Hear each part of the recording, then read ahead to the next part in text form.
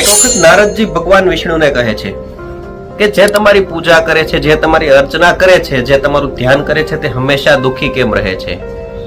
અને જે તમારું ક્યારેય ધ્યાન નથી કરતા, ક્યારેય તમને યાદ પણ નથી કરતા, તેને તમે અઢળક ધન સંપત્તિ આપો છો, ધન દોલત વૈભવ આપો છો, તે હંમેશા ખુશ રહે છે અને જીવનમાં ક્યારેય પણ અય્યાશી ના કરી હોય તેવી અય્યાશી પણ તેમને મળે છે. તો આનું કારણ શું છે ભગવાન? એટલે પ્રભુ એમ કહે છે કે ચાલ આપણે આજે ધરતી લોક પર જઈએ. એટલે તે બંને બ્રાહ્મણનો વેશ ધારણ કરીને પૃથ્વી લોક ઉપર આવે છે અને તે સૌથી પહેલા એક વેપારી, ધનાઢ્ય વેપારી હોય છે તેમના ઘરે જાય છે.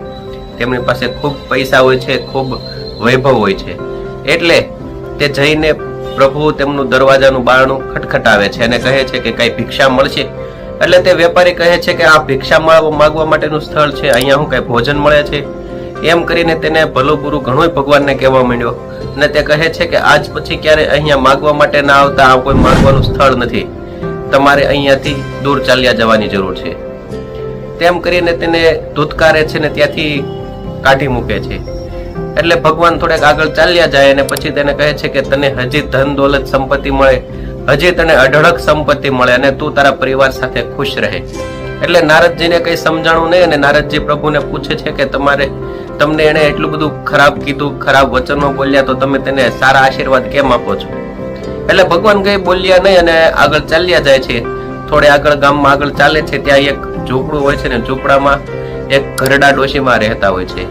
એટલે ત્યાં ઝૂંપડા પાસે જઈને ભગવાન કહે છે કે કઈ ખાવાનું મળશે, કઈ ભોજન મળશે? એટલે ડોશીમાં કહે છે કે ભોજન તો વ્યવસ્થા નથી, પણ મારી પાસે એક ગાય રાખેલી છે, એ દૂધ પણ સારું એવું આપે છે, તો તમે બંને બ્રાહ્મણ દેવ તો અહીંયા બિરાજમાન થઈ જાઓ, હું તમને દૂધની સેવા આપી શકું તેમ છું. એટલે ભગવાન અને નારદજી બંને ત્યાં બેસી જાય છે અને દૂધ પી લે છે. એટલે દૂધ પીને તે ત્યાંથી ચાલ્યા જાય છે અને થોડેક આગળ ચાલે છે. એટલે ભગવાન કહે કે હવે થોડા દિવસમાં આ ગાયનું પણ મૃત્યુ થઈ જાય. એટલે હવે નારદજીને ગુસ્સો આવે છે. નારદજી કહે છે કે આણે તમારી સેવા કરી, તમારું કીર્તન દરેક દિવસે કરે છે, તમને યાદ કરે છે, તમને દરરોજ તમારી પ્રાર્થના પૂજા અર્ચના કરે છે, તો પણ તમે તેની ગાયનું મૃત્યુ થોડા દિવસ પછી થઈ જાય તેવું તમે તેને શું કામ કહો છો?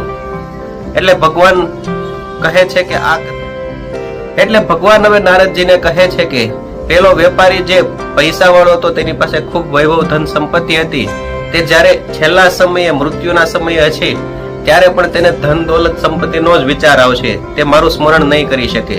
એટલે તે આવતા જન્મમાં સાપનો અવતાર લેશે અને તિજોરીની નીચે સાપ બનીને રહેશે, તિજોરીની રક્ષા કરશે. તેને આગલા જન્મમાં પણ સરીસૃપ યોનિમાં જ જન્મ લેવાનો થશે. અને જ્યારે આ માડી હતા, જ્યાં ડોશીમાં હતા, ઘરડા વૃદ્ધ માં હતા, તે અંત સમયે પણ હું તેની ગાય થોડા દિવસ પછી મૃત્યુ પામશે. એટલે છેલ્લા સમયે તેની પાસે બીજું વિચારવા માટે કોઈ ઓપ્શન નહીં હોય. તે છેલ્લા સમયે પણ મારી જ પૂજા અર્ચના અને મારું જ ધ્યાન કરશે. એટલે અંત સમયે તે મારા ધામમાં પધારશે. તેને કોઈ પણ બીજો જન્મ લેવાનો નહીં થાય, તેને મોક્ષ મળી જાય. એટલે નારદજી બહુ ખુશ થયા અને નારદજીએ કીધું કે પ્રભુ તમારી લીલા અપરંપાર છે, તમે જે કરો છો તે અનોખું હોય છે, તમે જે વિચારો છો તેવું કોઈ વિચારી પણ શકતું નથી.